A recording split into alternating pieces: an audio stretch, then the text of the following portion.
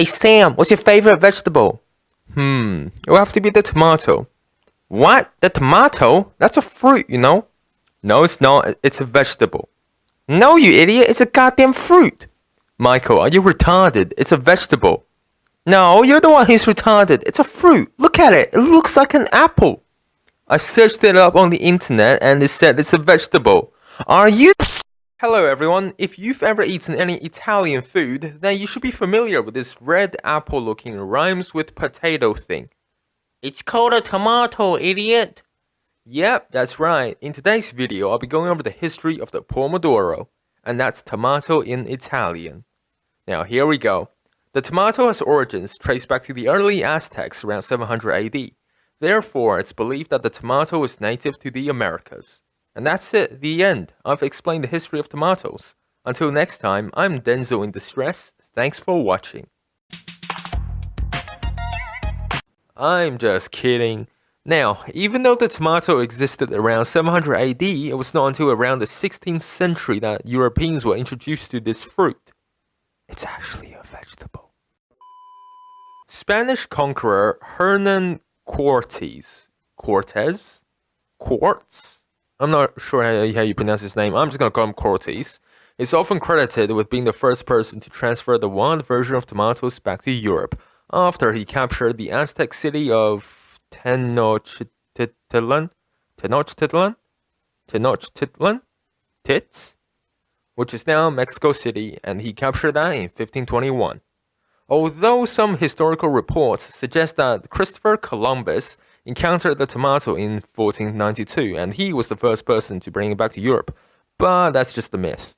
Now, the earliest discussions of the tomato in European literature appeared in a herbal book written in 1544 by Pietro Andrea Mattioli, an Italian physician and botanist who claimed the tomatoes were a new species of eggplants. Despite tomatoes being used in almost all Italian cuisines today, it was not incorporated into Italian cuisine until the late 17th century. Tomatoes also weren't eaten in most of Europe, including Britain, Spain, and France, until the early 18th century, and they weren't eaten in North America until mid-19th century. Instead of eating the tomatoes, people were using them as decorations. Ah, my garden is so beautiful. Hey, Jimmy, wanna check out my garden? It's so much prettier than yours. Yeah, sure, why not? A few moments later.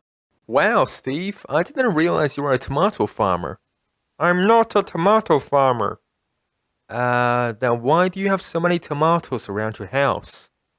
Because they're pretty and they're for decorations. You know, Steve, I've got this psychiatrist friend. Do you want to show him your house as well? Sure. Okay, I'll call him now.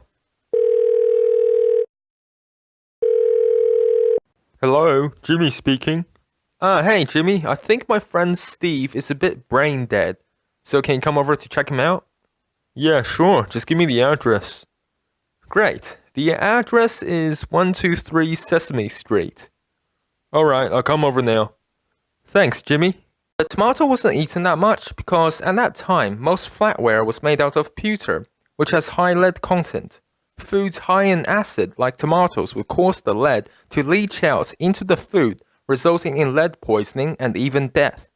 But one interesting fact is that most of the higher class people used pewter flatware, while the lower class people used the wooden flatware, which meant that the lower class people were fine when eating tomatoes.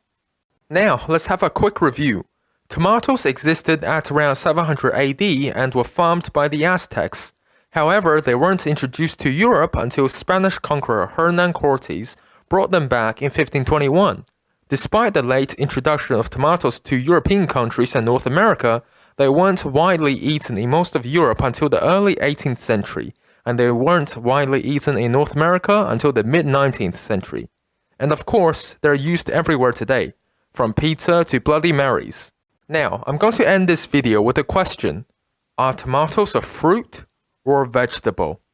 Until next time, I'm Denzel in Distress. Thanks for watching.